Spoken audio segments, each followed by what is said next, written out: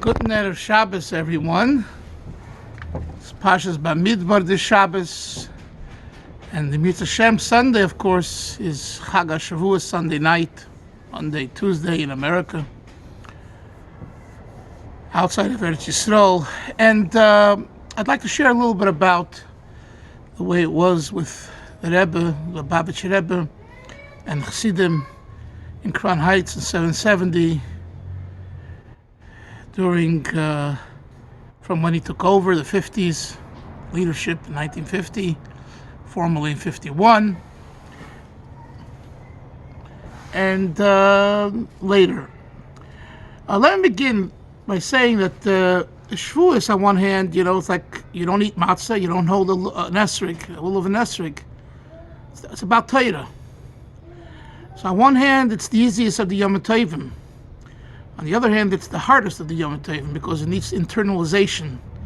That's why the Frierdiker Rebbe wished the bracha was Kabbalas HaTorah b'simcha u'b'pnimius. It's not enough just to be b'simcha, but unless it's b'pnimius, the simcha won't come.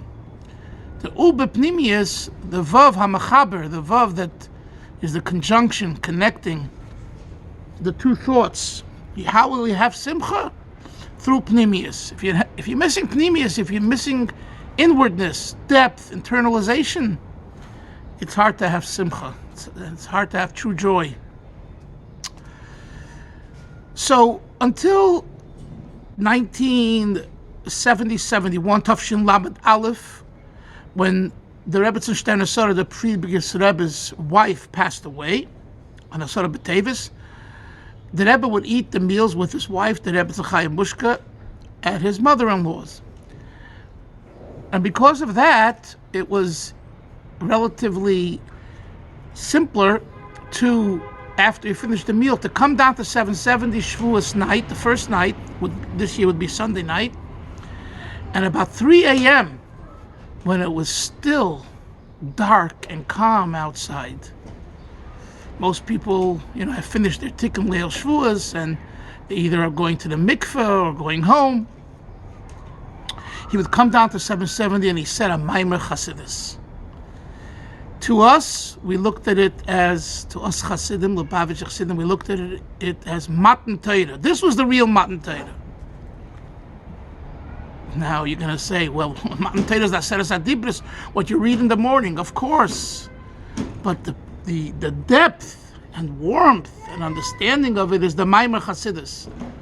When the Rebbe says a Maimer Chassidus, it's called Divrei Elikim Chaim, the words of the living God. It's real life.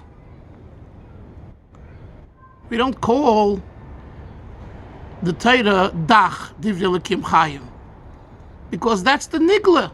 That's what's apparent and revealed, and of course, most important.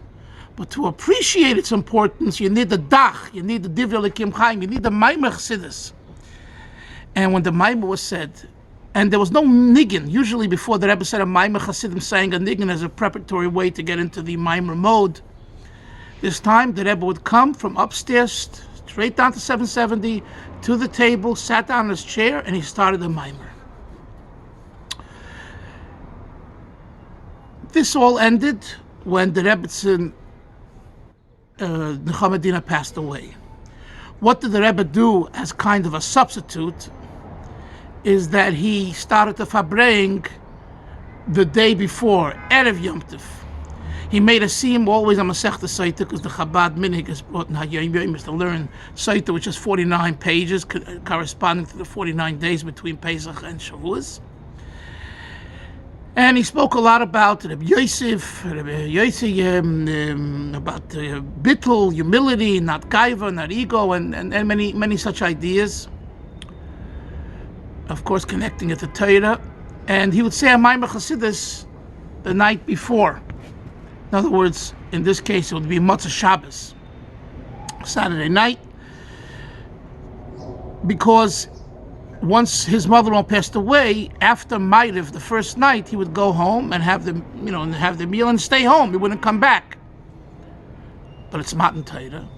So he said the Maimer Chassidus for Shavuos the night before. Then again, on the second day, towards the end of Yom Tov, where others call it Ne'ilas HaChag. In Chabad, we didn't use that term. The locking, Na'ul, Ne'ilas, the closing, the locking of the Chag, because in Lubavitch we say, learning never ends, Chassidus never ends, Yom Tov never ends. It's ongoing. There's no Chasal Seder Pesach in the Lubavitch Haggadah. It's an ongoing experience. On Pesach, you talk about it and experience it openly and obviously and with everyone. And throughout the year, it's in the background, but it's there. So he didn't. We don't call it Nilas HaChag. We call it the end of Yom Tov and and actually a continuation from Yom Tov into the weekday, into the next part. In this case, the summer. And the Rebbe would say a Maimach Chassidus then too. And it was a very long Farbrengen. It started at sunset and went from sunset till 1, 2 in the morning in the 70s and early 80s. It was a very long Farbrengen, 4 to 6 hours. Lots of Torah, lots of Chassidus, Nigunim. The Rebbe made a siyum, continued the siyum, continued explaining the siyum that he started out of Pesach. But I want to share with you an experience that I had in probably 81 or 83 or 84, one of those years in the early 80s, where it was already, 3 in the morning or so, and my mashpir, Rabbi Yoel Kahan, was in 770, and I asked him some question in the mimer, and he told me, come, let's walk together, and I'll explain to you what the pshat is, what the meaning is. But before that, as we're walking, he says, let's go down to 770. This was upstairs, and the base medrash was pretty much empty, and there was only a few people left, and one of them was Rabbi Marlow, Olav Sholem. And Rabbi Marlow's head was in the Sefer, in the Shulchan Aruch, whatever he was learning at the time, and he was immersed. And Rabbi Yoel Kahan went over to him and asked if he can ask him a question. He said, sure, in halacha, I guess, and he discussed the halachic issue with him. I don't know what it was, but it was, to me, very beautiful to see how Rabbi Yoel, the Goin, the genius of the Chassidus and the Rebbe's Chayzer, the Mashpia, and everything else, humbles himself to ask a shaila to the Rav, to one of the Rabbonim. So maybe it wasn't 83, 84, maybe it was a little later. I don't recall the years, because I think Rav Zalman Shimon passed away in 85. But it could be he asked Rabbi Marlow anyway, just as someone who knew the Alter Rebbe Shulchan Aruch by heart, and he was a Rav in his own right, even while he wasn't officially the Rav of Crown Heights, of Lubavitch in 1982, 3 or 4. But regardless, I walked away, and I still remember, like now, walking quietly, and I didn't go over. I stood and just observed, and he spoke to him for a while, and then we walked home, and he explained to me the issue that I was dealing with in a particular mimer. The Shavous experience in 770 was rich.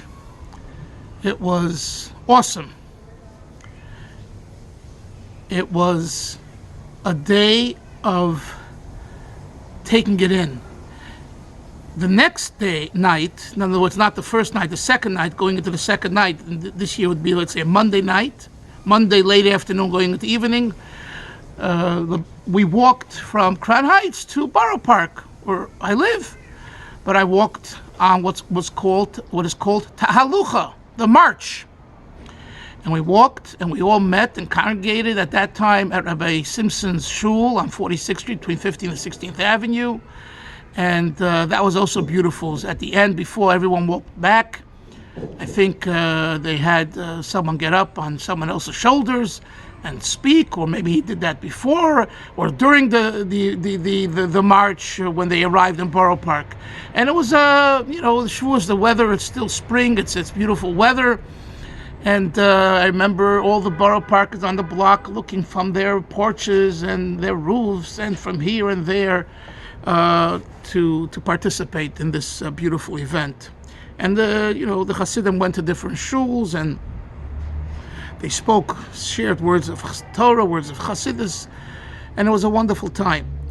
So what does this all have to do with us, Tafshin Pei Aleph, this year? Especially now that we're ending, Yitz Hashem, very quickly this week of barrages of missiles and destruction and problems and terrible things. It's a wake-up call, another wake-up call. What's the wake-up call? The wake-up call is you have to be strong, not capitulate, not concede to terror. And Torah Zuchema. The Gemara says Torah is a wall. I think they called this this operation the idea of the protectors of the wall, something like that. Shemer HaChomis, because it all started because of in East Jerusalem, the Israeli government was going to take away some Arab homes because they claimed it didn't belong to them; it belonged to Jews.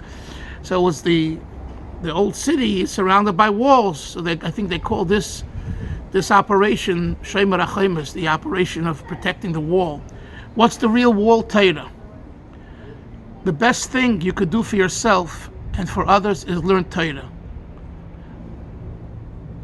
When you study Torah with yourself and with others, whether it's your children, your friends, your balabatim, your supporters, it's the best thing. Because Torah is emes. Everything else has some sheker in it, has some fallacy, baloney, narishkeit, bluff. Chassidim in general, Chabad in particular, can't tolerate bluff, fake. Fake, phony fraud is not in our lexicon. It shouldn't be in our lexicon. May Hashem help us that through the Torah that we will reunite ourselves with and recommit ourselves to, and know that it's the only thing for us, Yidden, that will get us through, is loving the Torah, hugging the Torah, kissing the Torah, learning, most importantly, the Torah, not just with ourselves but with others, will merit to see Mashiach Tzidkenu.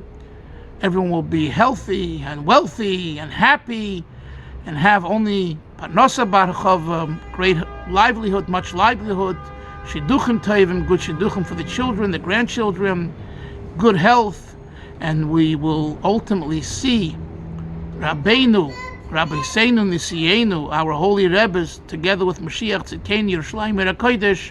Amen ve'amen. A guten Erev Shabbos and a guten Erev Yom Tov.